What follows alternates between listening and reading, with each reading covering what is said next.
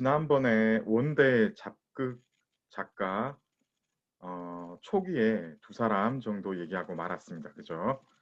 예, 지난번에 주도뉴하고 주유돈하고 주곤하고 이 두 사람 얘기를 했었던 것 같은데요.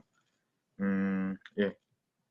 그래서 제 요점이 주곤은 특히 이제 많이 알려져 있지 않은 사람이고 주유돈 정도가 중요하긴 하지만은 그래도 실제로 여러분 생활에 이런 사람이 뭐 크게 도움이 되겠냐 이런 말씀을 드리고 차라리 할아버지를 알아라 라고 말씀을 드렸었죠. 그래서 주원장 같은 사람 각 분야에 이런 사람들이 많으면 많을수록 도움이 많이 되지 않겠습니까? 그죠? 그래서 제 제자 중에서도 훌륭한 일을 많이 하는 이런저런 분야에서 좋은 일을 많이 하는 그런 사람들이 많이 나왔으면 좋겠다. 이런 말씀을 드리면서 수업을 마쳤던 것 같습니다. 자, 참 끝에 이 사람 사주도 얘기를 좀 했었던 것 같은데, 그죠? 근데 이게 사실 너무 보통 사람 사주가 아니어서 이게 좀 견디기 힘들 수도 있어요. 이게 옛날이었기 때문에 이 진술충이라고 하는데 이 지지에 충이 이렇게 일어나면은 현대에서는 주로 이제 유학을 간다든가 아니면 결혼 생활에서 어, 잠시 떨어져 있는 별거 내지는 어쩌면 이혼까지도 이어지는 그런 생활 토대의 붕괴 이런 걸로 나타나는데 이게 이제 옛날이다 보니까 그리고 워낙 이제 이 사람은 큰 일을 겪어야 되는 사람이다 보니까 실제로 이 사람은 초년에 전쟁의 한가운데 있었습니다. 그죠? 그리고 전쟁을 끝내고 황제가 된 다음에도 그 다음에 나온 게 충미충이거든요. 이거도 보면 진술충은 이게 이제 어떤 양적인 에너지의 부딪힘이기 때문에 굉장히 큰 어떤 충돌이 일어나서 전쟁으로 이게 결과가 드러나는데 충미충은 이게 이제 아무래도 음적인 에너지의 충돌이다 보니까 전쟁만큼은 아니어도 그래도 이게 좀 되게 안 좋았어요. 왜냐하면 이 사람은 나중에 자기가 황제가 되니까 자기의 앞길에 걸림돌이 될 만한 사람들 대부분을 숙청을 해버립니다. 그러니까 죽이고 아니면 어디 멀리 보내어서 더 이상 사람 구실을 할 수 없도록 사회적인 어떤 사회적인 죽음이라고 봐야죠. 그런 것들을 해버리거든요. 그래서 어떻게 보면 굉장히 무자비한 사람이었다 이렇게 봐도 되는데 이게 이제 만약에 이런 사람이 요새 태어났다면은 아마 제가 말씀드렸던 그런 파란이 많았을 것 같아요. 막 유학 갔다든가 해서 어렸을 때부터 멀리 떠돌고 결혼도 한 두세 번 하고 예 아니면은 이제 주말 부부로 혹은 이제 기러기 아빠로 지내야 한다든가 그런 어떤 가정사에서는 편치 않은 그런 일들이 계속 있게 되어 있는데 그런데 뭐 이런 게 사람이 복이 모든 복을 다 예를 들어서 막 돈도 많고 사주에 그리고 권력도 막 엄청나고 그러면서 소소한 생활의 행복까지 다 누릴 수 있는 그런 만복을 갖춰진 사주는 사실 별로 없거든요. 그래서 이 사람은 크게 어떤 권력이나 이런 것들이 주어지면서 큰 권력이 따르면은 부도 같이 주어질 경우가 많은데 그러다 보니까 어떤 소소한 행복의 유지면에서는 조금 그런 걸 감당하기 할 수 없을 그런 사주 전체적으로는 그런 게 같이 작용을 하게 되어 있거든요. 그래서 네, 그런 것들이 보여집니다. 그리고 실제로 그렇게 일어났던 것 같고요. 사실 사주가 여러분 이게 뭐 미신이다 이렇게 생각하는 사람도 많을 것 같은데 오히려 제가 공부를 해보니까 과학에 가까운 것 같아요. 그래서 사주를 해석하는 사람들 중에 어떤 사람들은 큰 원칙이 있고 여기에 맞춰서 어떤 일들을 끼워 맞춰서 이렇게 얘기를 하려고 하는 이런 사람들도 있고 그것보다는 여러 가지 틀거리를 만들어 놓고 그 틀거리 범주 안에 일어날 수 있는 사건들을 발견을 해내어서 어떤 그 사람의 인생을 어, 설명을 하려고 하는 이런 시도를 많이 하는데 무슨 말인가 하면은 예를 들어서 지금 이 사주 같은 경우에도 제가 얘기한 것도 한 가지 어떤 설로만 얘기된 게 아니고요. 보통 이렇게 오행으로 가지고 설명을 많이 하는데 이것은 명리학에 기반이 되는 것이고 그때 잠깐 얘기를 했던 이 사람이 지금 보면은 어떤 살 중에서 백호대살이라든가 그 다음에 괴강살 이런 것들이 있거든요. 이거 이야기는 안 했었나? 어쨌든 그게 이 사람은 겹쳐 있어요. 임술, 무진, 그리고 정축 이런 것들이 굉장히 큰 건데 이거는 이제 뭐냐면 서양의 점성학하고도 일맥상통하는 부분이 있는데 구성학에서 유래된 것들입니다. 예, 그래서 이제 별자리를 보고 거기에 맞춰가지고 이제 뭔가를 풀어보려고 하는 그런 노력에서 나온 것들이거든요. 그것 말고도 이제 몇 가지가 더 있습니다. 그러니까 몇백 년을 거치면서 사람의 인생을 설명하기 위한 방법이 다층으로 구성이 되었고 그것을 요새는 이제 아무래도 조합해서 설명을 하다 보면 하려고 하는 노력을 하다 보면은 그 사람의 어떤 사람에 대한 인생 설계를 조금 더 구체적으로 얘기를 할 수 있으니까 예, 그렇게 하는 편이거든요. 그래서 실제로 이 사주를 운용을 할 때 이렇게 말하는 사람들은 가짜니까 조심해야 돼요. 예를 들어서 뭐지?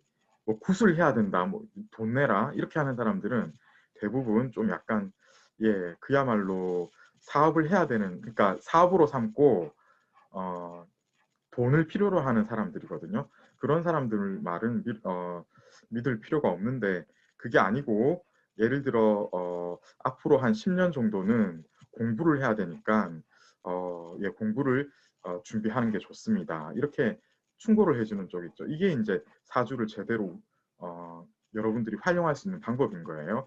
그래서 이 사람 같은 경우에는 전에 말씀드렸던 것처럼 10대 후반에서 20대 초반에 자기를 도와주는 사람들이 많이 생기고 공부할 운도 같이 따라왔습니다. 그래서 보면은 자기를 도와주는 사람이 예, 이런 엘리트 그 사대부 출신들이 이 사람을 가르쳐 줘가지고 그야말로 제왕 수업을 하게 되는 일이 생기는 것이거든요.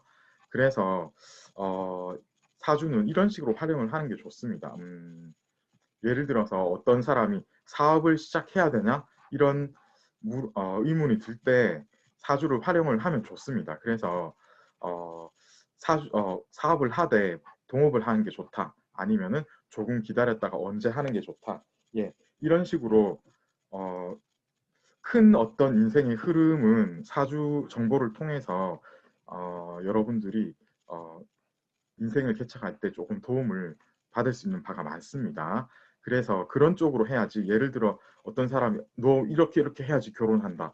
너 이렇게 안 하면은 결혼도 못하고 뭐 어쩌고 저쩌고 위협투로 이야기하는 이런 사람들은 사기꾼일 가능성이 많아요. 자, 잠깐 예, 지난번 수업에서 못다 했던 말들 여기까지 마치고요. 조금 쉬었다가 본 수업 들어가도록 하겠습니다. 그 사이에 질문 있으면 해주시고요.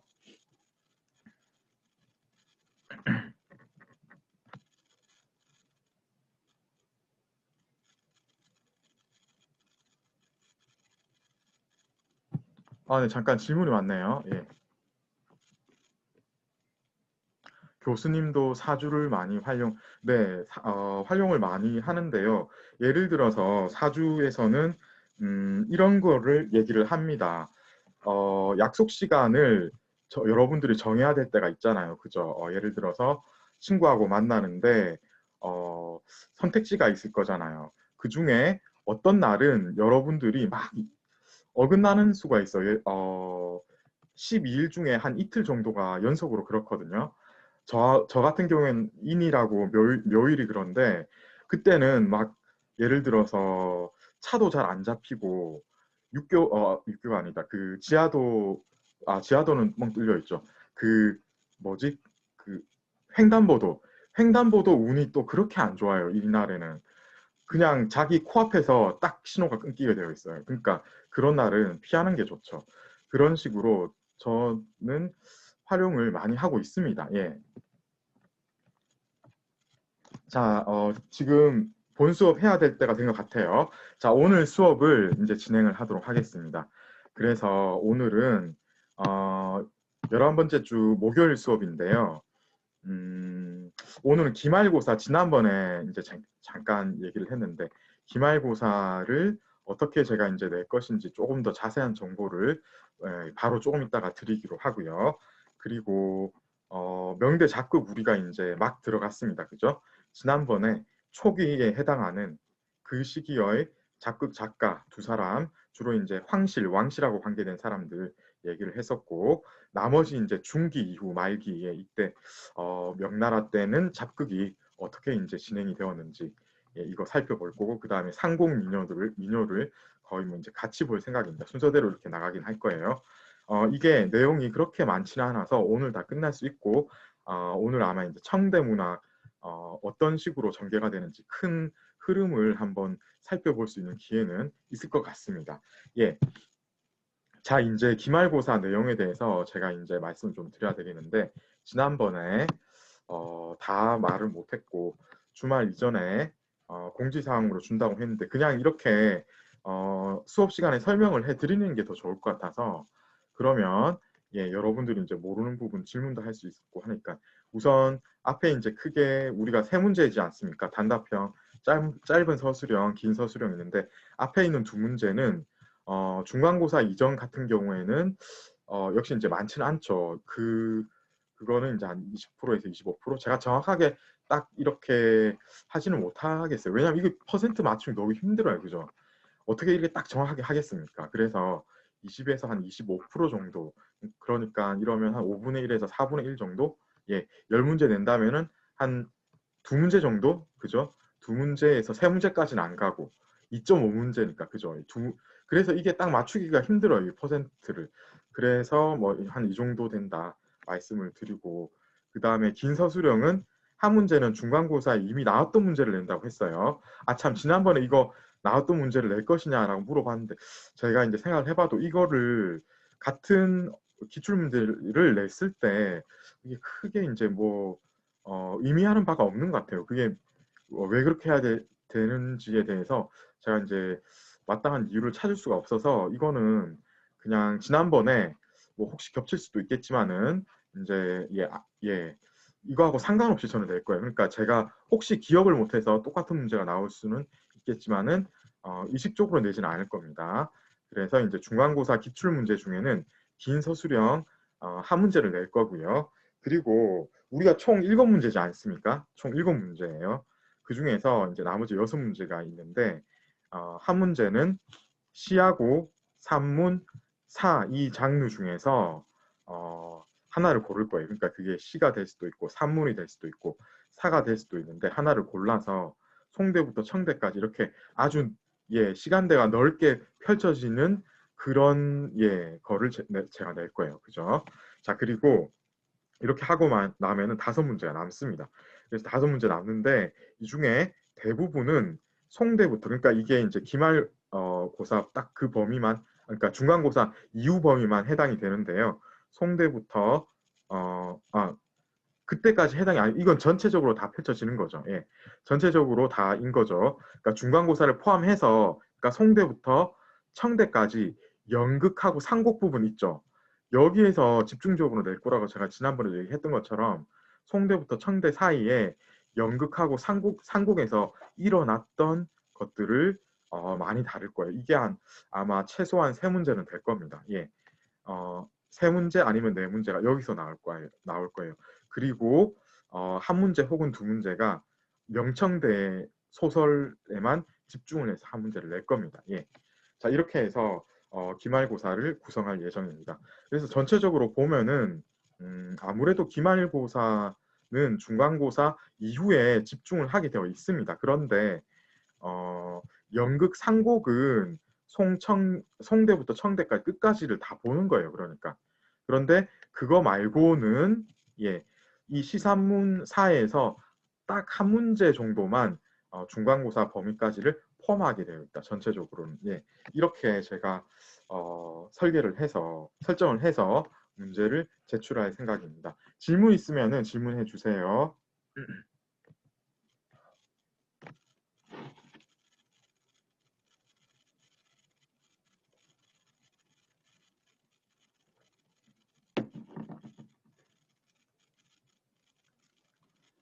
아, 네, 질문이 지금 없는 것 같죠? 예. 자, 그래서 이 부분 여러분들 숙지하시고 준비를 할 때 참고를 하면 좋겠습니다. 제 생각에는 아마 이게 참 범위가 넓잖아요. 그죠? 그래서 이 부분이 조금 그러니까 어렵게 느껴질 수가 있습니다. 그래서 여러분들이 준비를 할 때도 이쪽은 조금 신경을 써서 준비를 해야 되겠습니다. 나머지는 난이도 거의 비슷할 거예요. 예. 자, 이제 명대 중기로 넘어가서 어떤 일이 펼쳐지는지를 한번 봐야 되겠는데요. 역시 명대 중기로 가면은 조금은 얘기할 만한 작품들이 나옵니다. 두보 춘율도 있는데 우선 있거든요. 그런데 역시 이제 중산당 이게 조금 많이 알려진 작품이에요. 왕구사하고 강해가 있죠. 자, 이거 이조한테 제가 묻게 되어 있는데 손이동 학생, 왕구사하고 강해는 어디 출신이에요? 어, 성서성 호현 출신입니다. 네, 각각 섬서성, 호연하고 무공 이렇죠. 어, 손리동 학생, 여기 섬서성 어디예요? 중국에서? 어디에 있어요?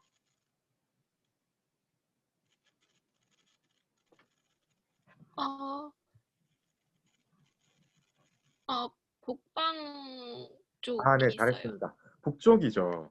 그래서 여러분, 이 보면은 사실 잡극은 아무래도 북쪽하고 조금은 되는 게 이제 조금 자연스러운 현상인 것 같아요. 그죠? 반면에 전기는 어느 쪽이죠? 남쪽입니다. 그죠?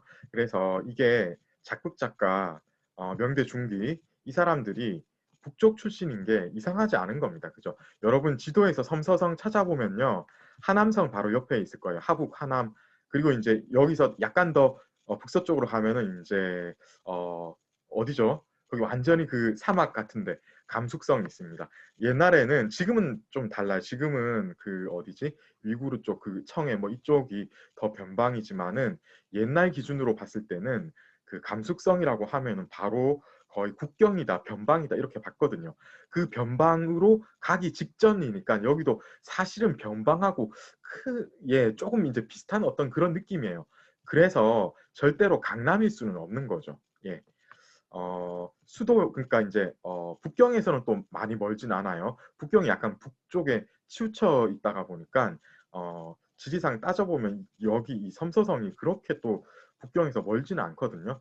근데 그러니까 뭐냐면은 원래부터 북경이 사막하고 가까운 거예요. 지금 현대에서도 어떤 여러분 지형도 살펴보면은 북경에서 바로 북서쪽으로 조금만 가면 사막지대가 있습니다. 그죠? 예, 그런 겁니다. 이런 식으로 확실히 중국은 북쪽 지형이 사막이 좀 많다. 그리고 황량하고 때문에 이제 약간 그 어떤 예, 아무래도 그 곡식들 재배하는 데는 조금은 불리한 면이 있습니다. 겨울에 좀 또 많이 춥죠, 그죠? 그런 것들을 여러분들이 어, 계속 이제 이런 실생활에서 바로 이제 어, 여러분 생활에 적용할 수 있는 지식은 계속해서 매칭을 시키면서 공부를 하는 게 도움이 많이 되겠어요. 그죠? 그래서 이 두 사람이 북쪽 출신이다. 이런 것들을 알아놔야 되겠고요. 자, 그리고 손욱결 학생, 지금 왕구사하고 강해를 보면은 이 사람들이 어떤 커리어, 그러니까 직업 면에서는 조금 공통된 부분이 있습니다. 어떤 부분이 된 게 발견이 됩니까? 관직에 있다가 다 박탈되거나 낙직해서 은거하는 부분이 공통되는 것 그죠? 같아요. 예, 그렇습니다. 우연찮게도 이 왕구사도 한림원에 있었고 강해도 한림원에 있었습니다. 한림원은요, 이 아카데미라고 봐도 되는. 그러니까 뭐냐면 그 당시에 가장 학문이 뛰어났던 사람들이 주로 이제 여기에 발탁이 되는데 그 말은 이 두 사람이 아주 공부를 많이 한 학자 중에 학자 출신이었다. 그러니까 여러분 아니 그때 과거 시험 합격한 사람은 다 학자 아닙니까? 예, 물론 그렇죠. 근데 그 중에서도 뭔가 행정에 특화된 사람이 있고 그 학문적인 어떤 분야에 특화된 사람이 또 있는 겁니다. 그죠? 그런데 이 두 사람은 학문적인 분야에 특화가 되었던 사람이라서 그런지 몰라도 뭔가 이제 인간관계를 잘 못 맺어가지고 조금 지나니까 예, 관직을 제대로 이제 유지를 못하게 되는 이런 상황이 발생하는 겁니다. 그러니까 어떻게 되는 거죠? 작품을 쓸 수 있는 시간이 생기게 되는 거죠. 예, 그래서 이 사람들 두 사람 보면은 그야말로 뭔가 평행 이론 같지 않습니까? 그죠? 그래서 같이 이렇게 알아봐 주시면은 괜찮을 것 같아요. 자, 그리고 손주민 학생 여기서 보면은 이 왕구사가 쓴 대표적인 작품이 어떤 것이 있지요? 두보춘유입니다. 네, 잘했습니다. 두보춘유입니다. 이 두보춘유에서 주인공은 누구입니까? 네, 손욱변 학생. 두보입니다. 그죠? 두보입니다. 예, 잘했습니다. 자, 그 다음에 신수경 학생. 그래서 이 두보춘유의 내용은 대충은 어떤 내용이죠? 두보가 정치의 부패, 간신들의 득세, 권력자들의 횡포와 사치에 붕괴하는 내용입니다. 그렇습니다. 그쵸. 근데 실제로요, 여러분, 두보는 어떤 이런 것들을 그대로 절실하게 느꼈던 사람 중에 하나고 자기 작품에도 반영을 합니다. 우리가 저한테 1학기 때 중국 고전 강독을 들었던 학생은 두보의 예를 들어서 여인행이라고 있는데 조금 어려운 그런 작품이었는데 거기 보면 두보가 그 양귀비 일가의 어떤 그 권력 장악하는 그런 과정이나 그 뒤에 일어나는 그 파렴치한 행동 이런 것들을 조금 다루고 있거든요. 굉장히 직설적으로 다루고 있어요. 거기 보면은 근친상간 이런 것을 거의 바로 뭐 근친상간했네 막 이런 식으로는 얘기를 안 했는데 누가 봐도 그게 근친상간이라는 것을 알 수 있을 정도로 암시를 그렇게 딱 해놓는 그 정도로 얘기를 할 정도로 그 정도로 이제 표현을 할 정도로 이 사람은 여기에 대해서 붕괴해가지고 실제로 그것을 자기의 작품에 반영을 한 사람입니다. 그죠? 그러니까 역사적으로 이런 게 이제 워낙 명약관화하다 보니까 이 왕구사가 두보춘유를 이렇게 이제 이렇게 창작을 할 수 있는 근거는 있었던 거고요. 그런데 이 작품은 실제로 읽어보면 어떻습니까? 신혜령 학생. 이 두보춘유를 네. 읽어보면은 어떤 점이 좀 발견이 됩니까? 국사가 질박하여 원 작곡의 맛이 있으나 극적인 성격이 약합니다. 그쵸. 예, 그래서 뭐냐면은 이게 원 작극이 약간 좀 뭔가 화려한 어휘의 구사 이거하고는 거리가 멀고 그냥 딱 듣기에 바로 알아들을 수 있는 이런 표현이잖아요. 그래서 곡사가 질박 그러니까 단순한 어떤 어휘로 곡사가 구성이 되어 있는 것 이런 면은 있어요. 그런데 극적인 성격이 약하다. 이거는 어쩔 수가 없습니다. 이게 왜 그럴까요? 두보 춘유를 택했기 때문입니다. 여러분 극적인 어떤 성격이 드러나려면은 그야말로 감정의 어떤 감정이 하늘로 갔다가 땅으로 떨어지고 이런 거 얘기하려면 제가 계속 말씀드립니다만은 사랑 이야기를 해야지 뭔가 좀 그런 게 잘 드러나잖아요. 그죠? 그런데 권력자들의 횡포와 사치에 붕괴하고 이런 것들이 이런 것들을 짜려면은 뭔가 이거를 좀 재밌게 하기에는 조금 소재 자체가 좀 불리했던 것 같아요. 그런 면이 있는 것 같습니다. 그래서 태생적으로 주인공을 두보로 택해서 이렇게 사회의 어떤 비판을 하는 것을 만들었으니까 극적으로 어떤 로맨스가 반영이 된다든가 이런 거는 조금 안 되는 것 같아요. 그죠? 이해가 되겠죠? 이게 이제 두보 춘유의 특징이라고 봐도 되겠고 따라서 이게 관객들이 이런 것들을 좋아했을까요? 조금 아무래도 관객들의 어떤 관심도 조금은 덜 갔습니다. 이거는. 그래서 사실은 뒤에 나온 이 중산낭도 재미는 있겠지만은 더 이제 뒤에 나오는 것들이 더 이제 재밌는 것들이 많았고 이 강혜의 작품 중산낭을 한번 봐야 되겠는데요. 우선 중산낭은 전체적으로 볼 때 어떤 작품이었습니까? 심홍섭 학생. 인간에 유전되던 우화를 활용해서 지은 해학적 작품입니다. 아, 네, 그쵸. 그래서 이 보면은 이 랑자가 이거 아마 찾아보면 이게 이제 일일 거예요. 일이 그 늑대. 예. 우리말에 늑대가 있는데 이게 일이하고 같은 걸 거예요. 근데 우리나라에는 지금 이 동물이 없습니다. 오래전에 멸종이 되었어요. 그래서 여러분들이 동물원에 가도 없죠. 이거는 볼 수가 없어요. 그래서 잘 모를 건데 사실 이 늑대가요. 개보다 아주 많이 큰 동물입니다. 그래서 여러분 이 늑대는 진짜 어, 사람이 한두 사람은 늑대가 상대가 안 됩니다. 엄청난 맹수예요. 그죠? 그렇기 때문에 여러분 이제 하도 이제 늑대가 계속 등장을 해서 이거 만만하게 보기 쉬운데 이거 굉장히 어마어마한 그런 맹수라고 봐야 되는 거예요. 왜냐하면 크기가 크다. 여러분 생각보다 늑대가 크기가 엄청 커요. 이게. 예. 그런데요. 이 지금 동곽 선생이 늑대를 만나게 되는 겁니다. 예, 그런데 살려주려다가 오히려 이제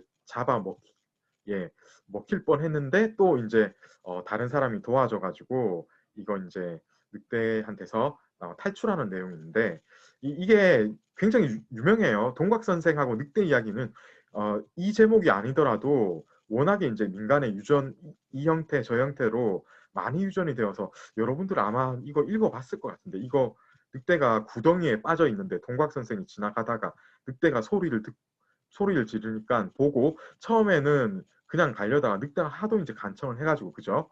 그래서 나무 등걸 같은 거 내려줘서 늑대가 올라오죠. 그러면서 이제 여기에 맞는 속담이 그겁니다. 이 무슨 속담이 있죠? 빠져 죽는 사람 건져줬더니 보따리 내놓으라 한다. 뭐 이런 속담 있잖아. 그거하고 딱 같은 거예요. 그래서 이제 막 여기서 갇혀서 죽어야 되는데 이 늑대가 자기가 이제 살아나니까 이제 배가 고프니까 너를 먹어야 되겠다 이렇게 나오는 겁니다. 이때 정말 이제 잡아먹힐 판인데 지나가는 사람이 마침 보고 이제 너무 이제 이게 그야말로 이제 나쁜 놈이잖아요 늑대가. 그래서 기지를 발휘를 해서 그러면은 이 늑대가 과연 동곽 선생을 먹는 게 이 옳은 행위인지 뭐 논쟁을 시작합니다. 그러면서 그러면 우리가 처음의 사건 시발점으로부터 돌아가서 한번 이야기를 해보자. 처음에 어떻게 되었다고 하면서 물으면서 늑대가 이제 구덩이에 들어가니까 그러면 이 등골은 있었나 없었다 해서 등골을 뺍니다. 그러니까 이제 늑대는 얘가 바보죠. 이 들어가가지고 이제 다시 처음 상태로 된 거예요. 나올 수가 없게 된 겁니다. 그죠? 이런 얘기인데 워낙 유명해가지고 아마 여러분들 몰랐던 분도 있지만은 좀 이거 이미 알고 있었던 분도 있는 것 같아요. 그죠? 자, 여기서 그래서 이제 이거는 그야말로 교훈적인 게 드러나는데 어떤 부분에서 조금 교훈을 주고 있습니까? 크게 이제 두 가지 부분이라고 생각이 되는데요. 2조에 다시 처음으로 와서 손리동 학생, 예, 크게 두 부류의 사람에 대해서 좀 비판을 하고 있습니다. 어떤 사람들에 대해서 비판을 하고 있습니까?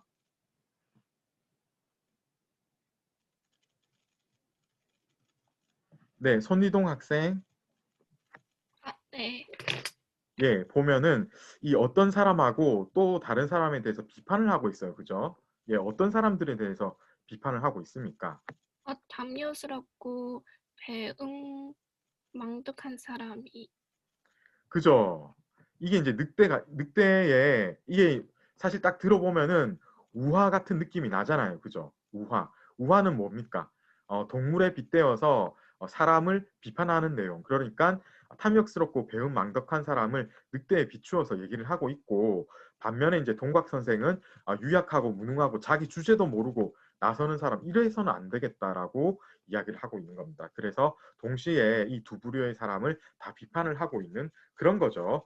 이 작품은 조금 장점이 있다고 합니다. 그 장점에 대해서 좀 알아봐야 되겠는데요. 손욱결 학생 어떤 부분이 장점이라고 이야기하고 있습니까? 그게 구성이 잘 짜여 있고 역사 과백이 유창하고 자연스러운 것이 장점이라고 합니다. 네, 그쵸. 예. 다시 한번 말씀드립니다만은 여기서 계속 곡사 이야기를 하는 거예요. 그죠? 그런데 왕구사 두보춘유는 뭔가 질박하다. 그래서 원작 고유의 그런 맛이 조금 들어가 있는데 이쪽으로 내려올수록 어떻게 되는 거죠? 약간 조금 더 유창하고 자연스러운 쪽으로 가네요. 그죠? 예, 그런 차이점이 있겠다. 그리고요, 조금 전에 제가 이제 큰 틀의 어떤 이야기는 제가 말씀을 드렸는데 이거 딱 보면은 구성이 잘 짜일 수밖에 없겠죠. 그죠? 그 사건의 시작과 결말이 확실한 겁니다. 그러니까 이런 어떤 소재를 잘 선택을 하면은 그거의 구성이 너무나 자연스럽게 짜여질 수밖에 없는데 그런 면에서 이제 이 중산낭은 처음부터 성공작이었다고 봐야 되는 거예요. 그죠? 예.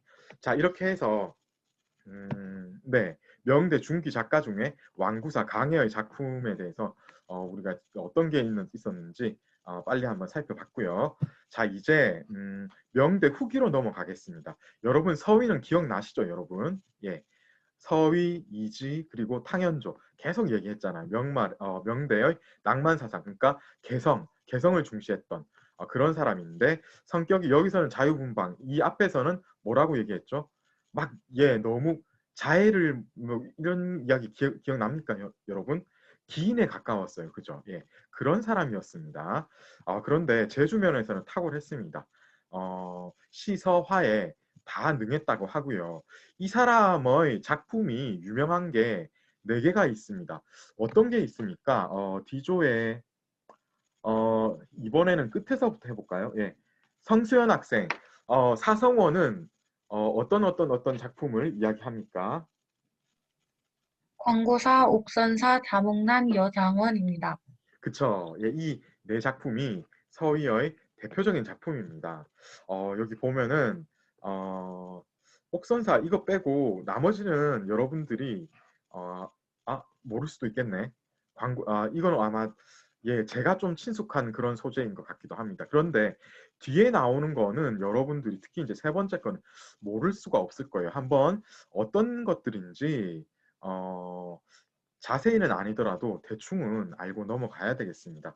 우선 광고사를 봐야 되겠는데 배수연 학생, 광고사는 어떤 내용입니까? 이 형이 옷을 벗고 복을 치며 조조를 조롱하는 이야기입니다. 네, 그렇습니다. 자, 이거 사실 이제 지난 학기에 우리가 예형을 다뤘습니다. 우리 교재에는요, 이형이라고 계속 소개를 하는데 이렇게 말을 해도 되고 그런데 실제로는 예형이라고 더 많이 알려져 있는 사람입니다. 이 사람은 그야말로 천재였거든요. 우리가 지난 1학기 때 고전문학사에서는 이 사람의 액무부에 대해서 잠깐 얘기하고 넘어갔습니다. 그래서 지금 보면은 이 사람은 2세기 말의 사람입니다. 173년에서 198년이면은 20대 중반에 죽었어요. 그러니까 요절했죠, 한마디로.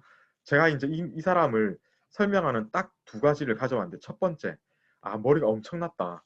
재주가 엄청났던 사람입니다. 그러니까 여러 가지 이 사람에 대한 그 재주의 설명을 보면은 아마 여러분 사진 기억술이라고 들어봤죠? 그러니까 한번 딱 보면은 머릿속에 사진 찍은 듯이 다 기억되는 사람.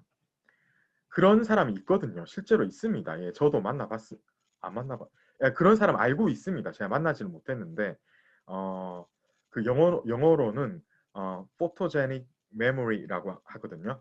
photogenic memory. 그래서 사진 기억술 그 정도로 일반적인 사람하고는 다른 거죠. 이 사람은 그러니까 뭐냐면 다른 사람들은 밤새도록 막 주절주절이 외워야지 어떤 뭐 작품이나 아니면은 유교 경전을 외울 수 있지 않습니까? 그런데 이 사람은 그냥 읽는 게 뭐야 이렇게 그냥 펼치면은 다 외워지는 겁니다.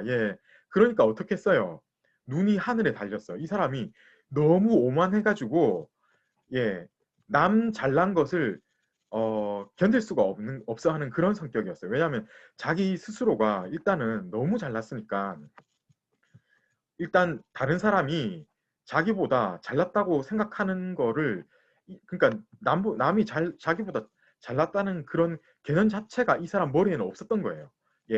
실제로 그러했고 그리고 자기하고 대화가 조금이라도 안 통하면은 너무 무시를 했어요. 그러니까 남의 비판을 잘하는 그런 나이하고 관계없이 나이 어린 놈은 어리다고 무시하고 나이 많은 사람은 늙어서 아는 게 없다고 무시하고 이 그야말로 너무 오만하다 보니까 아무리 천재라도 이 위에서 조금 이 시대가 지금 보면 삼국 시대거든요.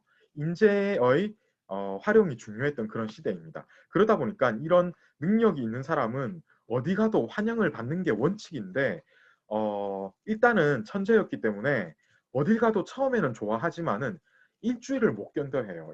일주일 딱 며칠만 지나면은 참견을 하고 막 자기 본성이 드러납니다. 그러니까 싫어하죠, 사람들이. 그래서 조조도 되게 당했어요, 이 사람한테. 그 이야기가 뭐라고요? 여기 나옵니다. 옷을 벗고 북을 치면서 막 조조를 조롱하는 그 내용이 이 광고사. 그러니까 이게 뭐냐면 아마 이게 미칠 광자일 거예요. 그 북을 미쳐가지고 막 두드리면서 그러니까 북을 치는 미치광이의 이야기 그런 겁니다. 그죠? 그래서 사실 이 조조를 한번 이렇게 통쾌하게 조롱할 수 있는 사람이 또 누가 있었겠습니까? 그래서 민간에서는 어차피 조조는 악당 아닙니까? 그래서 예형이 실제로는 이 사람이 사실은 악당이에요. 왜냐하면 견딜 수가 없어요. 이 사람하고 같이 지낼 수가 없는 겁니다. 그래서 이 사람은 나중에 조조가 죽이려고 했는데 옆에 사람들이 이 사람 너무 뛰어난 천재고 조조 당신이 이 사람 죽여봤자 얻는 게 없다. 그냥 다른 사람한테 보내라 해서 이 사람한테 보내주고 저 사람한테 보내줬다가 그 중에 조조 밑에서 이렇게 충고하는 사람이 없었던 어떤 사람한테 가서는 바로 이제 며칠 안 가서 죽었어요. 그래서 이렇게 일찍 죽은 겁니다. 이 사람이 쓴 대표적인 작품이 앵무부인데요. 이게 어떤 내용인가 하면은 새 우리에 갇혀 있는 앵무새가 있는데 이 사람이 그 앵무새에 빗대어서 자기의 심정을 노래한 겁니다. 그러니까 이 사람 입장에서는 자기 입장에서 얘기하는 거예요. 자기는 천재죠. 그러니까 그냥 딱 책 한 페이지만 봐도 다 아는 거니까.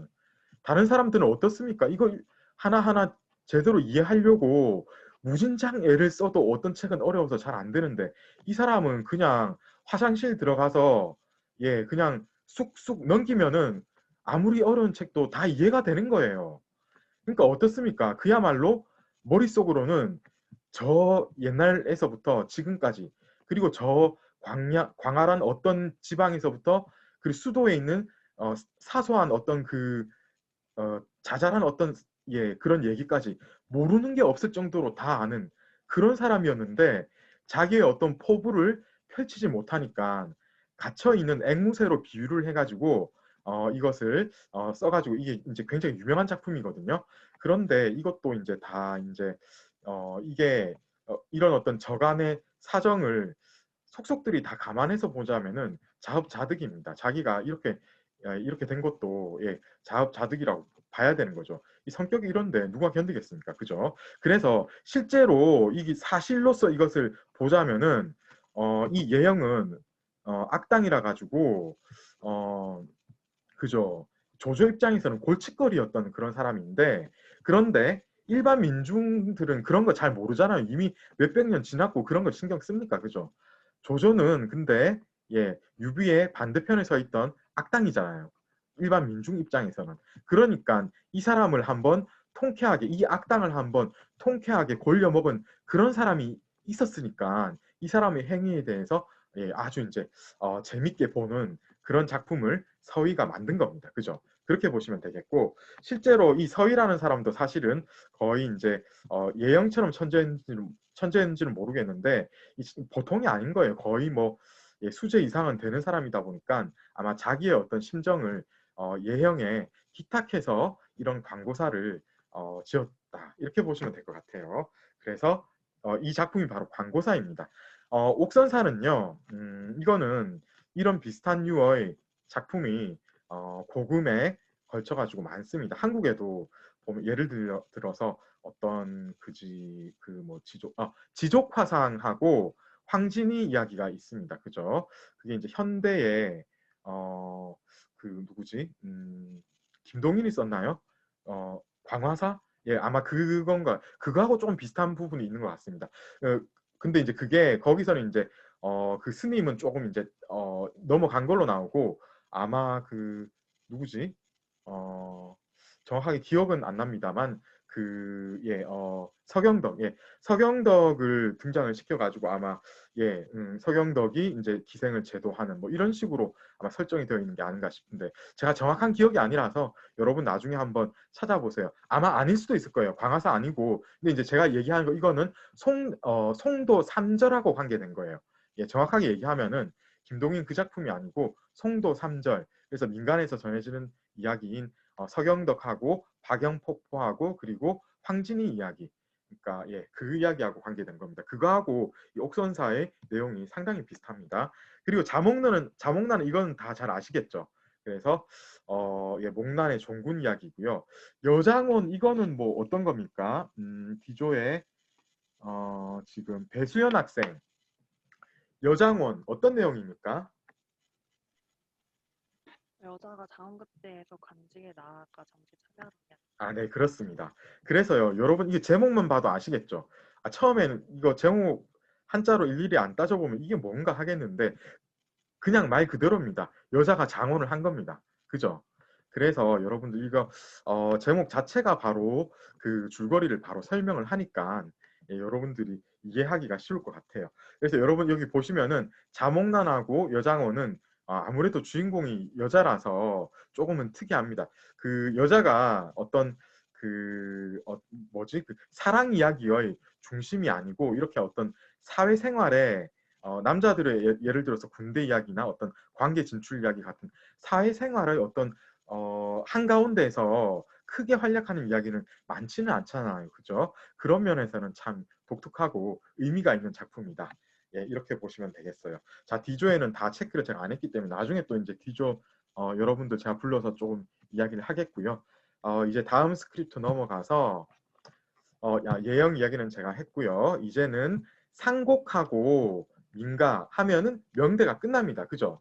이제 청대로 넘어가야 되겠습니다. 우선 상곡을 해야 되겠는데요. 전체적으로 상곡을 보면요. 이때도 뭔가 다른 장르의 문학, 예를 들어서 시하고 산문 이런 거에 비하면은 창작하고 소비가 굉장히 활발한 편이었습니다. 그죠? 특히 이제 이 상곡에 중요한 영향을 미칠 수밖에 없었던 장르가 있었는데요. 지조의 이지원 학생 어떤 네. 장르의 문학이 상곡의 발전에 크게 영향을 미쳤습니까? 희곡의 변화가 상곡의 발전에 영향을 미쳤습니다. 네, 맞습니다. 희곡. 그죠? 그러니까 이 상곡이라는 것 자체가 곡사잖아요. 그죠? 좀 간단하게 말을 해서 상곡 앞뒤에 대사문을 붙이면은 그래서 그거 좀 길게 하면 그게 뭐죠? 그게 바로 이제 그 잡극이나 희문 이런 걸로 가는 거잖아요. 그죠? 그래서 희곡의 변화가 상곡의 발전에 영향을 미칠 수밖에 없는 거예요. 이 상곡 자체로만 본다면은 이 장르가 사실 좀 애매한데 왜냐면 이게 노래니까 그죠?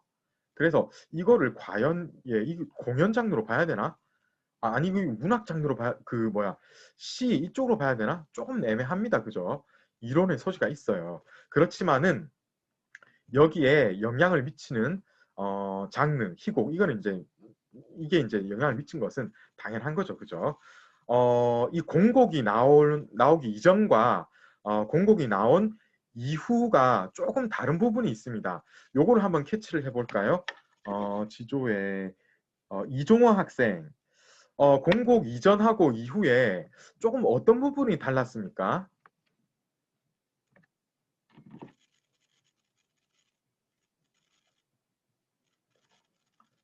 네, 이종호 학생 준비됩니까? 네, 이종호 학생이 준비가 안 되면은 이유나 학생. 네. 네, 교수님.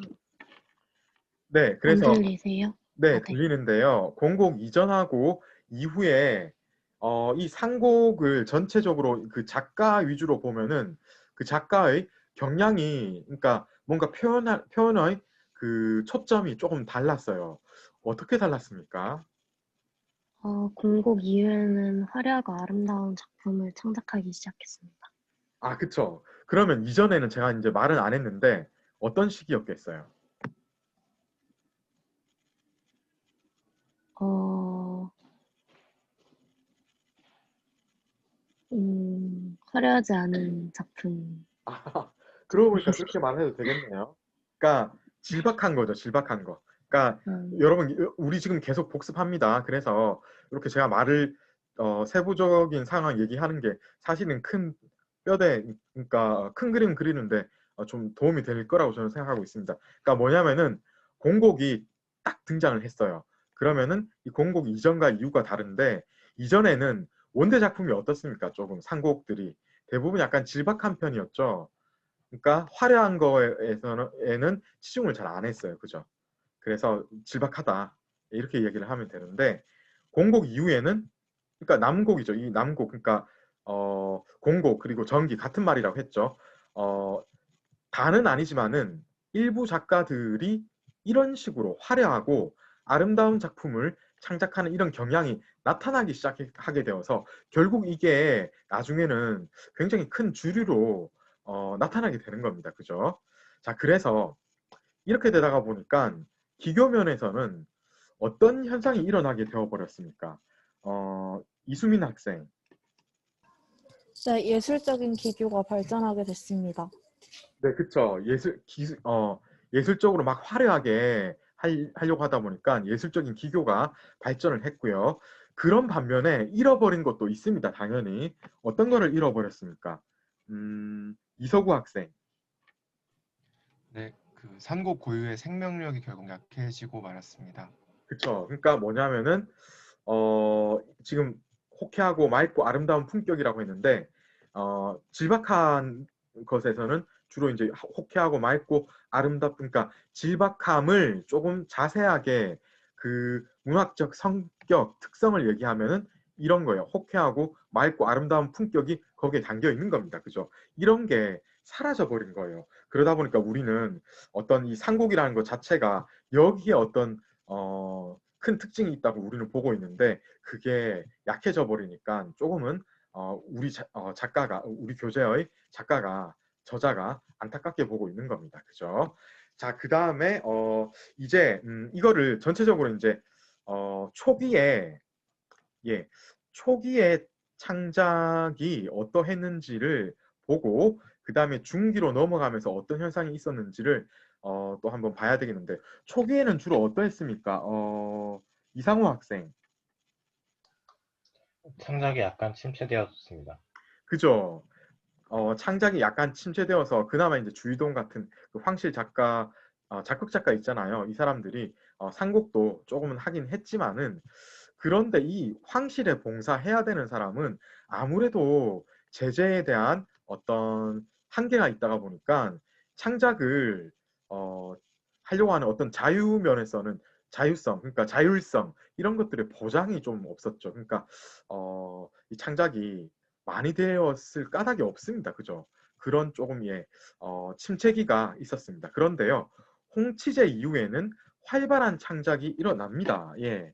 그래서 배수연 학생, 북방 작가들 여러 작가들이 있는데 이 사람들은 어떤 특징이 있었습니까?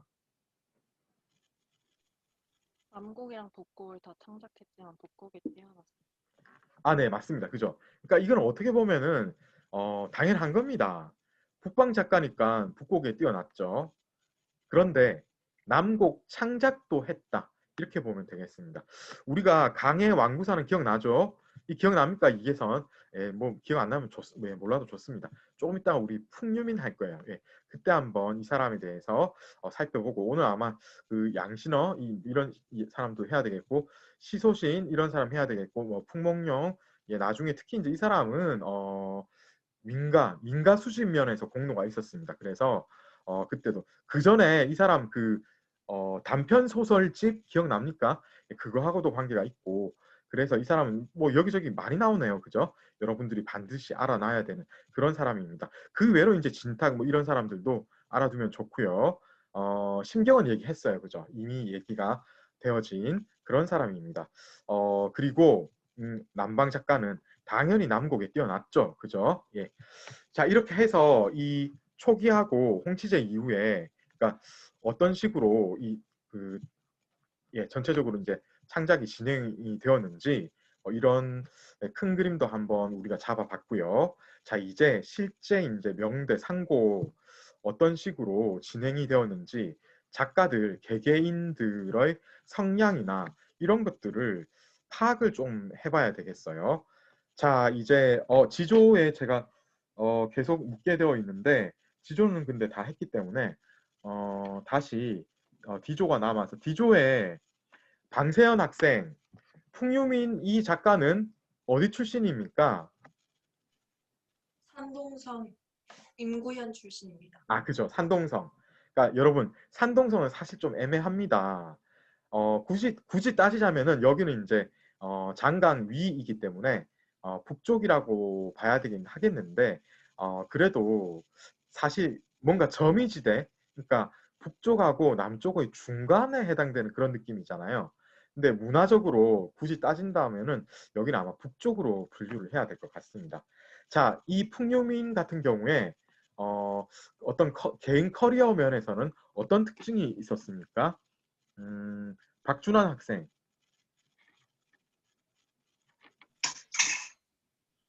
아, 네. 혹시 질문을 다시 한번 드릴 수 있을까요?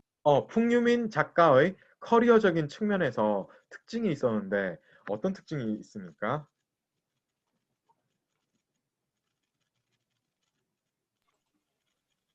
커리어적인 특징이라고 하셔가지고 되게 혼동되는데 작품의 특징을 말씀하시는 건가요? 커리어. 그러니까 개인의 어떤 직업에 관계된, 그러니까 작가의 이력 이런 거에 관련돼 가지고 큰 특징이 있어요. 예.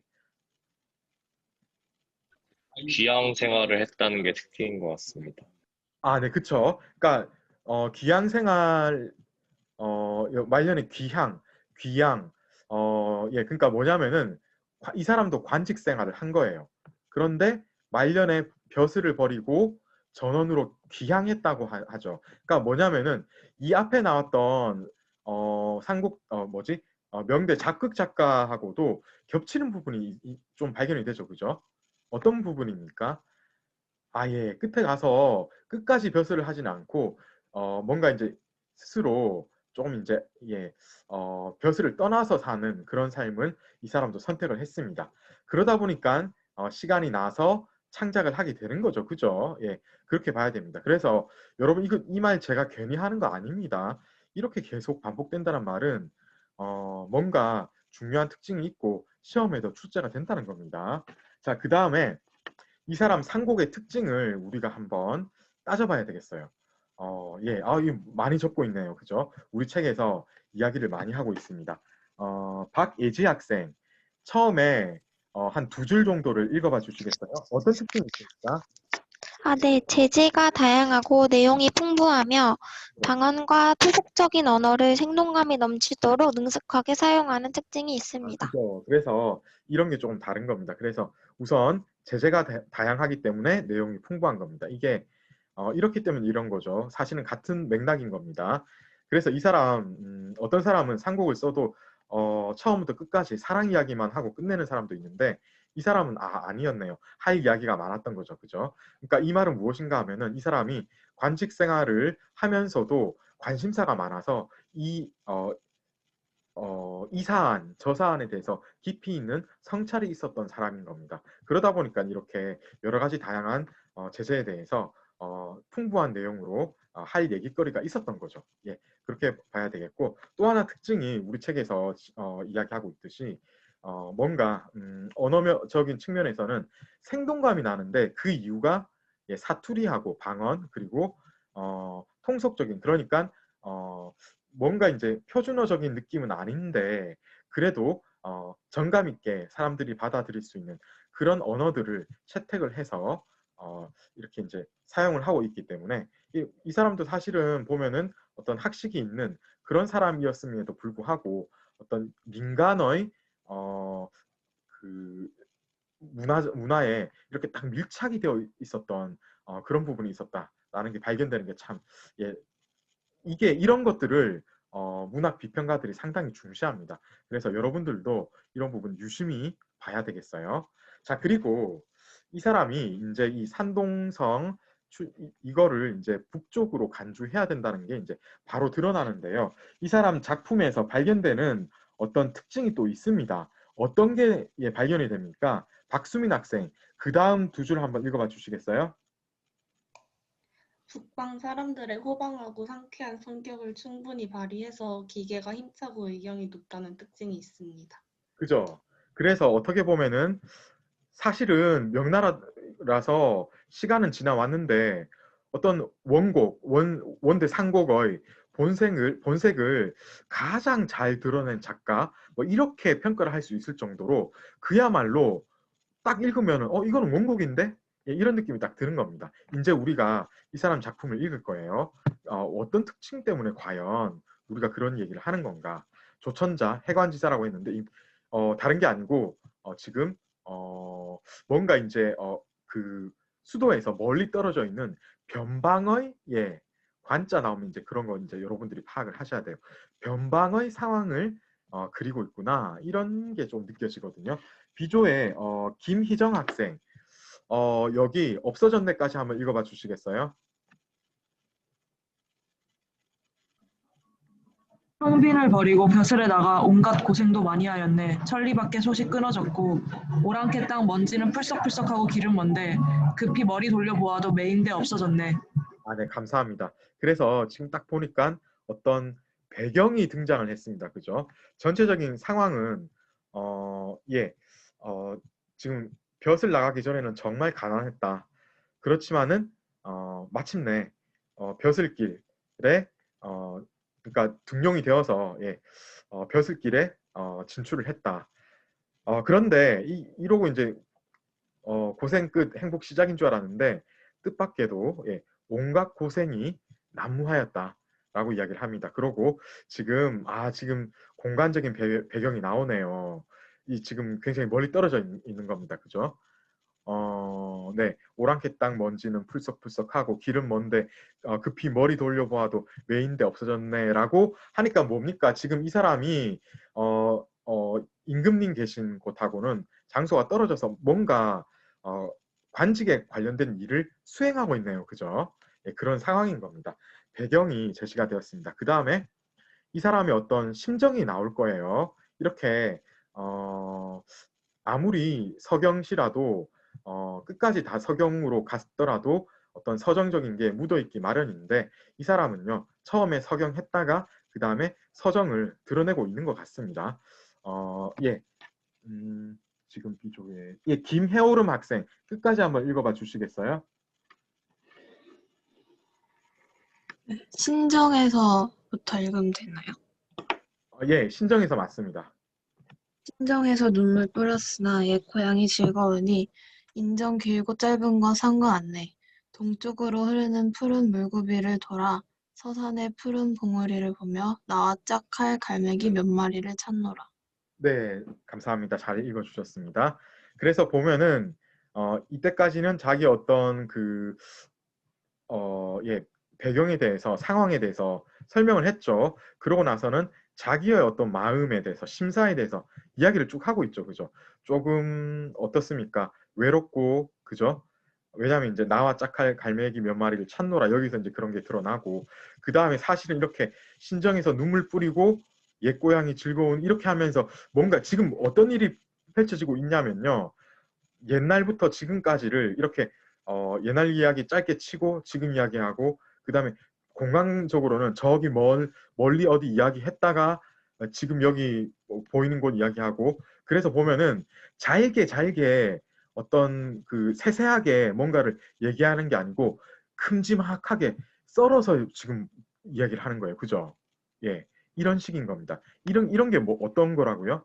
이런 게 다시 와서 북방 사람들의 호방하고 상쾌하고 힘찬 기계, 높은 의경, 이런 거라고 지금 이야기를 하고 있는 거예요. 아시겠죠? 그래서 여러분들이 이전에 사실 약간 좀 이게 뭐냐? 아니, 기계가 힘차고 이게 뭐지? 라고 구체적으로 몰랐던 사람이 있다면은 여기서 그게 확실하게 드러났다. 이게 전형입니다. 아시겠죠? 그래서 이 작품은 굉장히 중요합니다. 왜냐하면 어떤 그 전형적인 북방의 시, 특히 이제 상곡에서 드러나는 이런 성격을 가장 여기 바로 나오네요. 그죠? 이겁니다. 그죠? 가장 잘 드러내고 있는 그런 작품인 거예요. 그렇기 때문에 여러분들이 이것을 조금 중요하게 그렇게 이제 취급을 하셔야 되겠습니다. 자, 이렇게 해서 풍유민 얘기는 좀 마치고요. 이제 시소신으로 넘어가야 되겠습니다. 여러분, 시소신 얘기를 하기 전에 시소신이 어디에 속하는 작가인지를 한번 우리가 다시 봐야 되겠습니다. 여러분, 여기 쭉 나오죠. 이야기하는데 북방 작가에 누가 들어가 있습니까? 풍유민 나왔죠. 그리고 남방 작가에 제가 누구를 다룬다고 했습니까?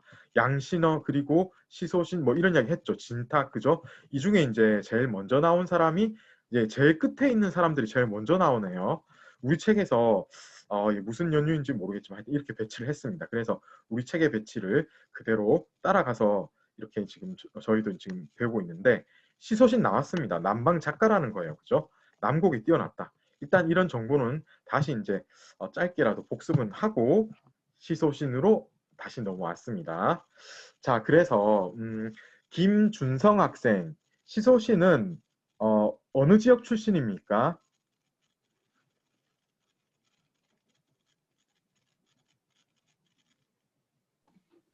강소성 출신입니다. 화정 그쵸. 출신. 예, 잘했습니다.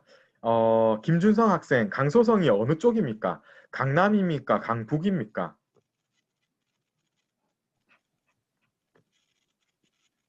강남입니다. 잘 안 들렸습니다. 뭐라고요? 강남입니다. 강남이라고요. 근데 지금 대답한 학생은 18학번 김준성 학생이에요? 네. 네, 예. 네, 잘했습니다. 그래서 김준성 학생이 두 번 다 대답을 했네요. 그래서 이 강소성은 강남이에요. 그죠? 그렇기 때문에 우리가 남방지방 이야기를 하면서 이렇게 나오는 겁니다. 여러분, 그때 제가 이강강 뭐 이런 것들, 그죠? 예, 설명을 하면서 다뤘습니다. 그죠? 제가 이제 그걸 괜히 한 게 아닙니다. 예, 전체적으로 봤을 때는 그게 이제 꼭 필요했기 때문에 이렇게 했던 거고, 강소성은 다시 한번 말씀드립니다만 여기 이제 주요한 도시가 소주가 있습니다. 그죠? 소주가 있고 옛날에는 이제 상해도 여기 들어갔었습니다. 요새는 상해가 워낙 크니까 서울특별시 느낌처럼 따로 떨어져 나와 있는데 역사적으로는 또 이제 강소성에 상해가 안 들어갔을 수도 있긴 하지만은 어쨌든 상해도 여기 들어간다고 보는 게 좋겠고, 그다음 남경도 여기 들어갑니다. 그 외에 이제 우석, 무석, 우시, 그것도 여기 이제 강소성에 큰 도시 많습니다. 예, 그래서 이 중요하게 취급을 해야 되겠고요. 자, 그 다음에 이 시소신이라는 상곡 작가는 어떤 그 작품의 경향이 어떤 특징이 있었습니까? 1호 학번 김준성 학생 대답해 주시겠어요? 원곡의 호방하고 청량한 품격을 취해서 자신의 풍부한 감정을 자연스럽게 표출했습니다.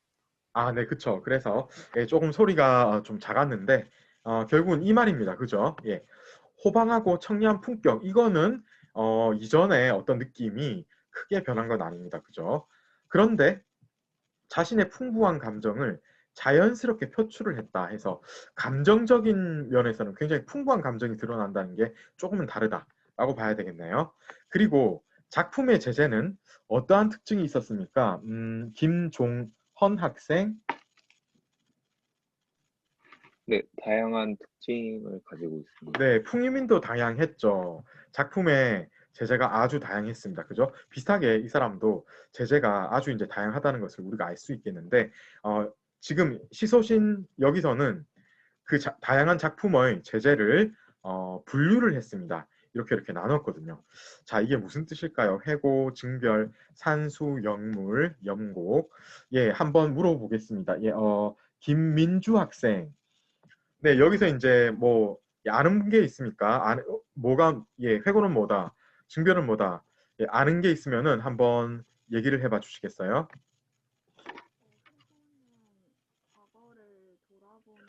예, 소리가 너무 작아서 안 들리는데 큰 소리로 한번 해봐 주시겠어요? 네, 회고는 과거를 돌아보는 아, 그쵸. 과거를 회상하는 거, 돌아보는 거, 그죠? 혹시 다른 것도 좀 할 말 있습니까? 징별은 모르겠고 산수는 자연 같은 제재를 다루는 걸로 알고 있어요. 아, 그쵸. 그렇게 하면 되겠죠. 그래서 회고하고 산수 얘기를 했습니다. 예, 예, 그 정도만 하고, 그 다음에 다시 비조, 끝으로 와서, 김희정 학생, 증별, 영물, 염곡, 이렇게 남았는데, 혹시 이제 뭔가, 예, 할 말이 있습니까? 와, 아, 이건 이거다. 아니면은, 아, 이거는, 저거는 아닌 것 같은데, 예. 어떻습니까?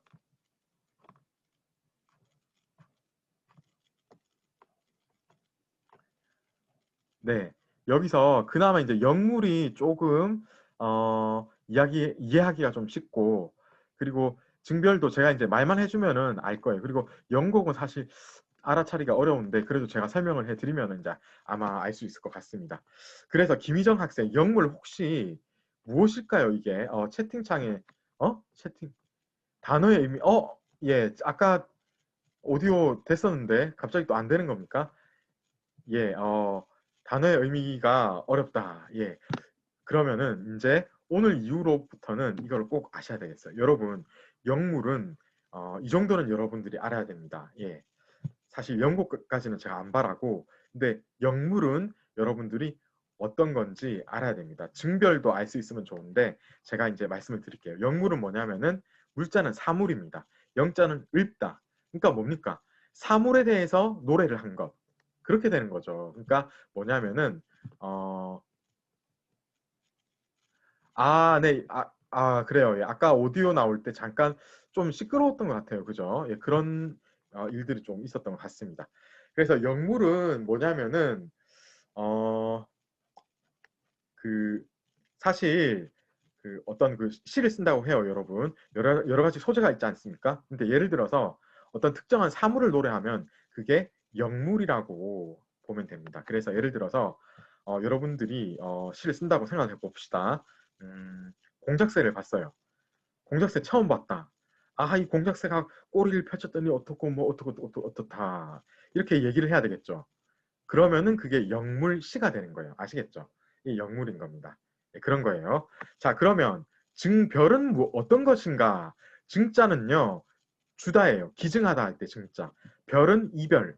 그래서 이별할 때 자기의 어떤 안타까운 감정을 다른 사람한테 써서 주는 거예요. 그러면서 두 사람의 어떤 돈독한 그 어떤 그 사이를 확인을 하는 그런 거죠. 이게 여러분 그 예를 들어 최근에 제가 본 거는 없네. 최근에 제가 본 게 없습니다. 예. 그 옛날 거 예를 들어 황제의 딸 보면은 굉장히 오래된 거죠. 20년 전에 나온 것 같은데 보면은 간혹 그런 장면이 나오긴 합니다. 그 청나라 때이긴 한데 그 어떤 그 거의 끝으로 다 갔을 때쯤에 그 강에서요. 그 이 편에서 저 편으로 자기 친구를 보내면서 그 사람들이 그 서해를 하면서 자기 작품을 시로 남기는 그런 장면이 나오거든요. 거기 이제 주인공 일행이 합류를 하면서 뭔가 좀 사소하지만 어떤 에피소드가 진행이 되는데 바로 그 장면이에요. 뭐냐면 중국에서는 이런 증별 행위가 일종의 문화적 행위였다.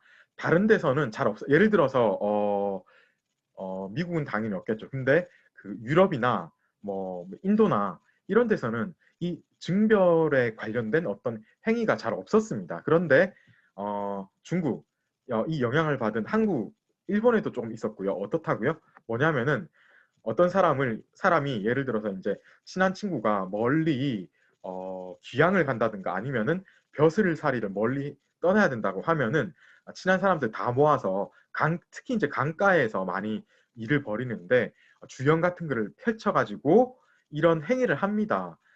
자기 안타까운 마음을 적어서 그 사람한테 이렇게 써내는 거죠. 이거를 뭐라고 한다고요? 증별시. 예, 증별입니다. 우리는 이제 여기서는 증별상곡이라고 봐야 되겠죠. 예, 그런 거예요. 자, 그 다음에 염곡. 염곡은 뭡니까? 이 염자가 좀 약간 뭐지? 사랑 그런 거 관련된 거예요. 그래서 그 말은 이렇게 나왔지만 그 애정시 이렇게 생각하면 됩니다. 예, 그쪽이라고 보시면 되겠어요. 자, 이렇게 해서 작품의 제재가 좀 이렇게 다양하게 펼쳐졌다. 사실은요, 여러분, 영물만 하더라도 제재는 너무나 다양한 거예요. 왜냐하면 사물이 여러분 어떻습니까? 너무나 다양하게 많지 않습니까? 그죠? 심지어 추상적인 어떤 것도 사물이 될 수 있는 거예요. 예. 그러다 보니까 이 영물시라고 일단 딱 나왔으면 제재 자체가 많아질 수밖에 없는데 그것 외로도 이렇게 다양하게 시를 썼다. 그러니까 상곡을 창작을 했다. 이렇게 보시면 되겠고요. 자, 이제 우리 시소신의 작품을 보면은 크게 서경적인 작품하고요, 서정적인 작품으로 나누어지는데 서경적인 작품은 맑고 빼어나다라고 얘기를 하고 있습니다. 그죠? 그러니까 왜냐하면은 경치를 묘사를 했잖아요. 그렇기 때문에 어떤 그런 느낌적인 게 중요한데 맑은 느낌, 그죠? 이런 것들을 우리 교재의 저자가 중요하게 취급을 하고 있습니다. 그죠? 서정적인 작품에서는 감정이 깊고 아름답다고 얘기를 합니다. 실제로 이렇게만 얘기를 하면 이게 뭔가 하겠는데 작품을 아마 우리 책에서 다루고 있지 않나요? 예, 같이 한번 만나봐야 되겠는데 예, 남상조의 황행하로 나왔네요. 예, 이거 한번 읽어보도록 하겠습니다. 부제가 비 내리는 풍경입니다. 그래서 아마 뭔가 비 내리는 광경하고 비 내릴 때의 상황하고 연계를 해서 이 사람이 자기 이야기를 아마 하고 있는 것 같습니다.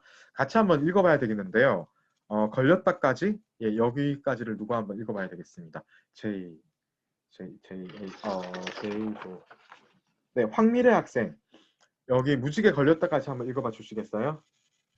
돛을 비는 기름진 밭을 적시고 검은 구름 쌓인 저물어가는 하늘, 아득한 사방 벌판에서 사람 부르는 소리, 서쪽 마을엔 술집 깃발이 걸렸고 동쪽 하늘엔 무지개 걸렸다. 네, 감사합니다. 잘했습니다. 그리고 홍정선 학생이 끝까지 한번 읽어주시겠어요? 어부의 노래 속에 금을 말리는 수양버들 강언덕, 나무다리 근처 문 두드리는 소리 속에 도롱이 삿갓 쓴 사람 탄 배는 멀리 돌아가네. 네, 그렇습니다. 자, 여러분 이거 어떻습니까?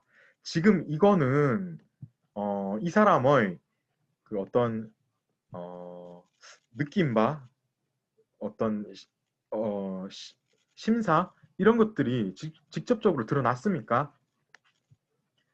이거 안 드러났죠. 그죠? 지금 보면은 뭔가 자기가 보이는 대로만 기술하고 있는 것 같습니다. 그죠? 그러면요, 앞으로 가서 이게 서경적인 작품입니까? 서정적인 작품입니까? 사실 조금 애매합니다. 왜냐하면은 서경만 다루어도 그게 어떤 서정을 충분히 이제 상기시킬 수가 있는 것이거든요. 그래서 조금은 애매한 부분이 있는데 제가 보기에는요, 이것은 서경적인 부분뿐만 아니라 서정적인 것도 일정 부분 이상 반영을 한다고 봐야 되겠어요. 그래서 처음에 이 독자는 어떤 거를 느끼냐면은 바로 이런 겁니다. 지금 보면은 뭔가 전체적으로 구질구질한 이런 얘기를 하고 있지 않죠. 그죠? 예. 뭔가 지금 보면은 바로 즉각적인 어떤 감각에 빗대어 가지고 얘기를 하고 있는 겁니다. 그래서 앞에 보면은 뭔가 맑은 느낌이 드러나는 거예요. 그리고 그 와중에서도 지금 이때 특히 어버이 노래 속에서부터 도롱이 삿갓 쓴 사람 탄배가 멀리 돌아가네, 이 부분에 이르면은 이건 굉장히 서정적이고 깊고 웅숭한 어떤 작가의 심정이 반영이 되어 있다고 생각이 되어지거든요. 그죠? 예, 자기의 어떤 그 뭔가 외로운 심사 같은 게 아주 이제 안 느껴질 수가 없어요. 이렇게 되면은. 그죠? 예, 이렇게 해서 사실은 여기서는 서경뿐만 아니라 서정 이런 것들이 전체적으로는 다 드러난 것 같아요. 그렇다고 얘기를 해야 될 것 같습니다. 우리 책의 저자는 어떤 부분을 더 이제 중점을 두는지는 모르겠는데 제 생각에는 거의 이제 첫 부분만 얘기하면요, 아마 이제 무지개 걸렸다 여기까지만 얘기하면은 서경만 얘기를 해야 될 것 같습니다. 그런데 끝에 부분에는 특히 이제 서정성이 농후하기 때문에 두 개를 다 얘기를 해야 될 것 같습니다. 자, 이렇게 해서 예, 이거 누가 썼다고요? 예, 시소신.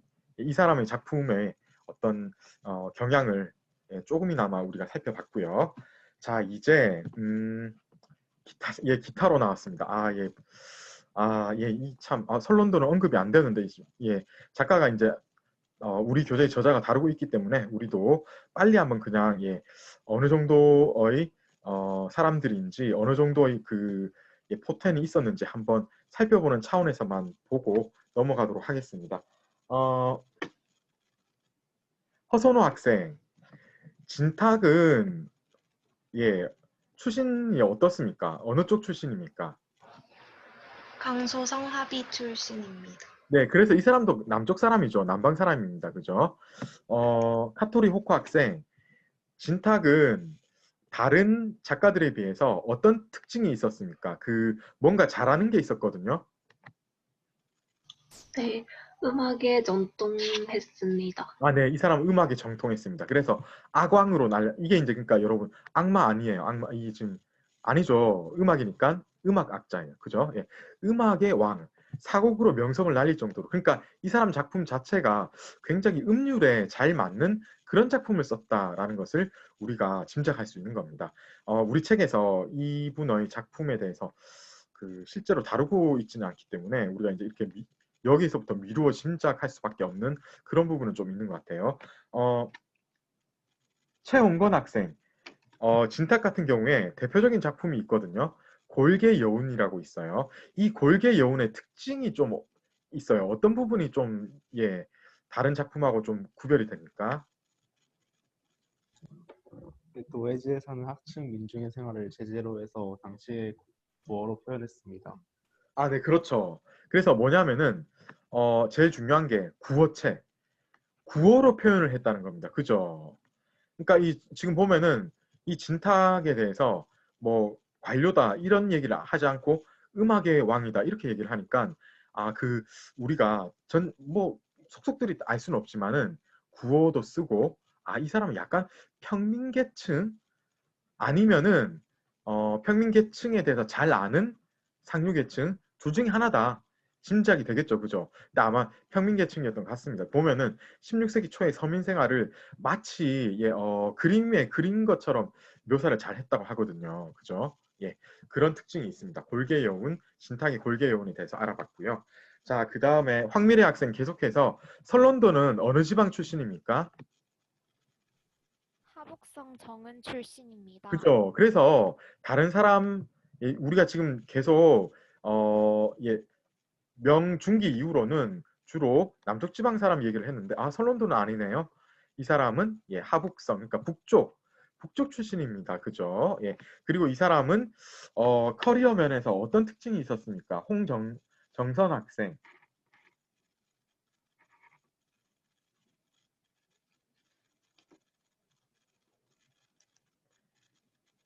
네, 정선 학생.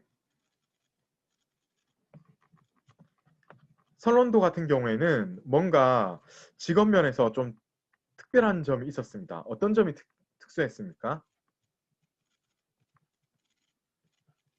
준비가 안 되면은 허선호 학생 어떤 점이 조금 특수했습니까? 30년 동안 군에서 생활했으며 환관과의 갈등으로 귀향하였습니다. 그렇죠. 그래서 뭐냐면은 이 사람은 군인이었어요. 한마디로. 군인이었어요. 그죠? 그래서 이 사람의 제재를 보면은 주로 어떤 전쟁터 이야기, 병사들 이야기, 그죠? 그리고 이제 자기가 나중에는 이제 관료 생활을 했는데 환관하고 갈등이 있었기 때문에 거기에서 이제 미루어 짐작할 수 있듯이 여러분들이 보기에도 이 사람은 관료들의 어떤 안 좋은 점에 대해서 굉장히 그러니까 부패하고 타락한 면에 대해서 안 좋은 생각을 많이 갖고 있어가지고 그런 것들을 자기 작품에 어떤 제재로서 채택을 하고 있는 겁니다. 그죠? 그리고 이 잘 안 풀리니까 자신의 불우한 심정 이야기를 하고 어떤 그런 가운데 우국의 애국 정신을 노래하고 그죠? 이런 건 이제 자연스럽게 나올 수 있는 것들. 그러니까 이 사람의 커리어에서 군대에서 생활을 한 것과 나중에 환관하고 갈등이 있어가지고 결국은 이제 벼슬을 버리는 이게 굉장히 중요한 어떤 역할을 했습니다. 그죠? 이런 것들 때문에 어떤 자기의 작품 선택을 할 때, 작품의 제재를 선택할 때 이런 이제 상황이 발생을 했던 거고요. 자, 이 정도 하면은 이제 진탁하고 설론도 얘기를 마칠 수 있을 것 같습니다. 이러면은요, 우리 상곡은 끝났습니다. 이제는요, 민가로 넘어가야 되겠는데요. 오늘 이렇게 하면 청대 그 문학 개가를 못할 수도 있겠네요. 생각보다는 조금 시간이 조금 소요가 되고 있네요. 명대 민가는 사실 우리가 이 앞에 원갱도가 했던 말, 풍목룡이 했던 말 이런 것들을 우리가 일전에 이미 다루었습니다. 한 번 더 뭔가 복습하는 차원에서 한번 읽어볼까요? 이건 아이주한테 제가 물어볼게요. 최남선 학생, 원갱도는 명대 민가에 대해서 한마디 했습니다. 한번 읽어봐 주시겠어요? 오늘날의 시문은 후세에 전하지 않을 것이다. 만일 후세에 전해진다면 동네 부인이나 아이들이 부르는 벽파옥, 타조간 등의 노래일 것이다. 견문도 없고 아는 것도 없는 진실한 사람이 지은 것이기 때문에 참된 소리가 많다. 그래서 원갱도는 무엇을 중시합니까? 진실한 것, 그죠?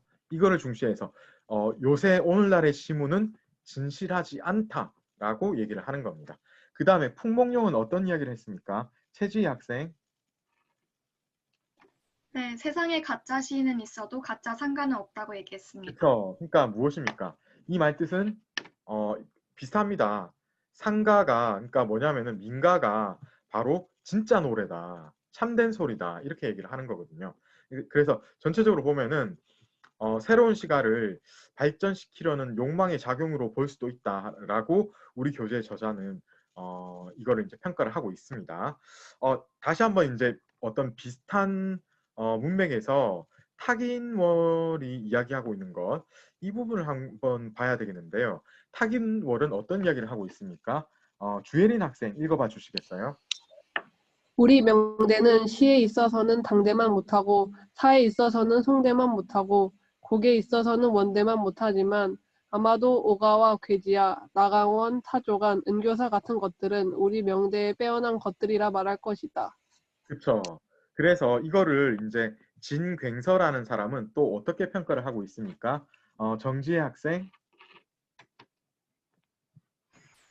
이 말은 매우 식견이 있는 것이다. 명나라 사람들의 독창적인 예술도 옛날 사람들에게는 없었던 것으로 오직 이런 작은 노래들이 있을 뿐이다. 그래서 여러분 전체적으로 보면은 그만큼 이때 명대 때의 사대부들, 엘리트들이 민가, 여기서는 이제 상가라고 표현이 되어 있는데 민가를 굉장히 중요하게 봤다는 게 드러나고 있는 거죠. 그게 핵심입니다. 예, 그런 거고요. 자, 이제 명대 민가집 하면은 사실 여러 가지가 있는데 이런 게 뭐 몰라도 됩니다, 여러분. 한마디로 중요한 거는 풍목룡의 괴지야하고 상가인 겁니다. 그래서 이 풍목룡은 이렇게 민가를 수집을 해가지고 괴지야, 상가 두 편에 걸쳐가지고 평가를 하고 있기 때문에 편찬을 하고 있기 때문에 이게 이로부터 우리가 풍목룡이 민가를 수집한 공로가 매우 크다는 것을 알 수가 있는데요. 괴지야, 상가 여러분 꼭 기억해 두시고요. 명대 민가의 특징을 보자면은 현실을 반영하는 작품이 별로 없어요. 이게 좀 희한합니다. 예. 그런데 바로 뒤에 현실을 반영하는 작품을 우리가 한 편을 볼 거예요. 아마 오늘 아니고 이제 다음 시간인 것 같은데 대부분이 남녀의 연정을 노래한 정가입니다. 그죠? 이런 특징이 있는 것은 또 특이하다 이렇게 보겠는데요. 예, 전승윤 학생 특히 어느 나라 지역의 작품을 많이 노래하고 있습니까?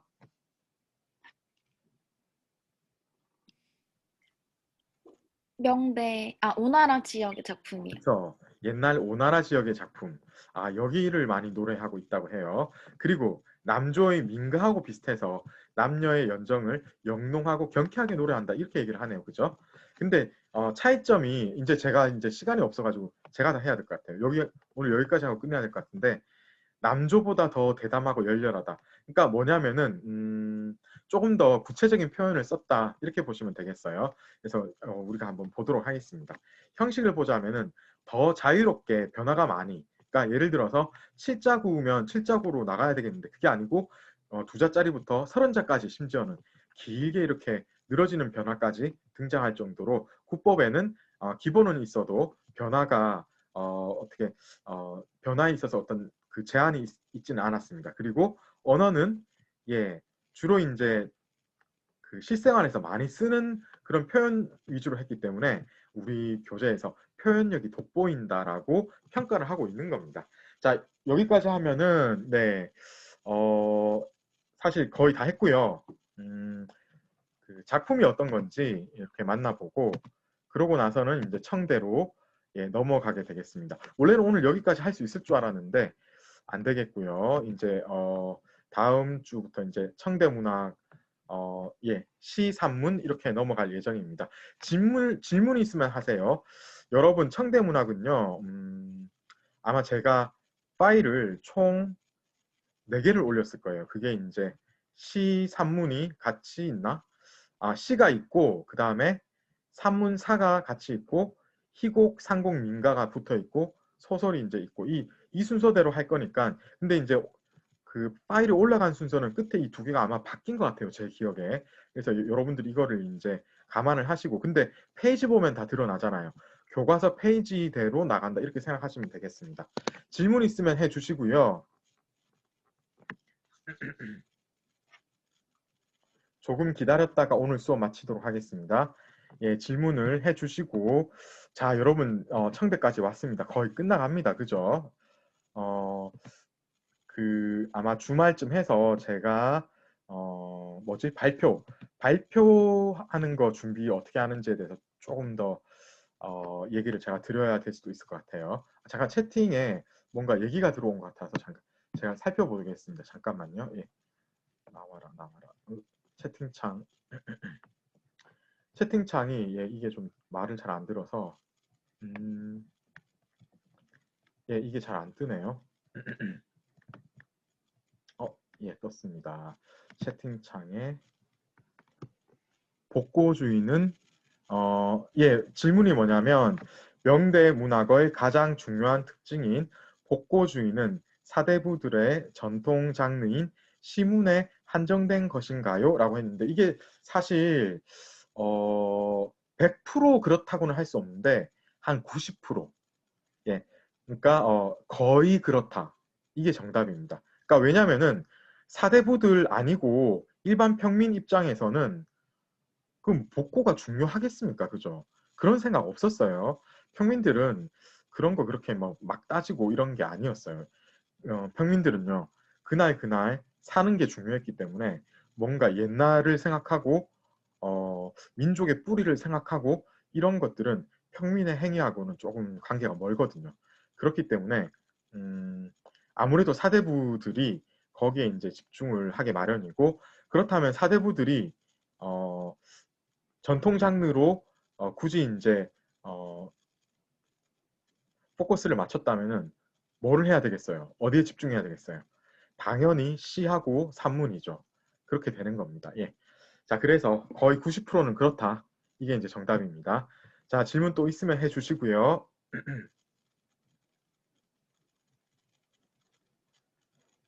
네, 여러분 개별적으로 질문을 해주셔도 되겠습니다. 수고하셨고요. 주말 잘 보내시고 다음 주 화요일에 뵙도록 하겠습니다. 여러분 수고하셨습니다.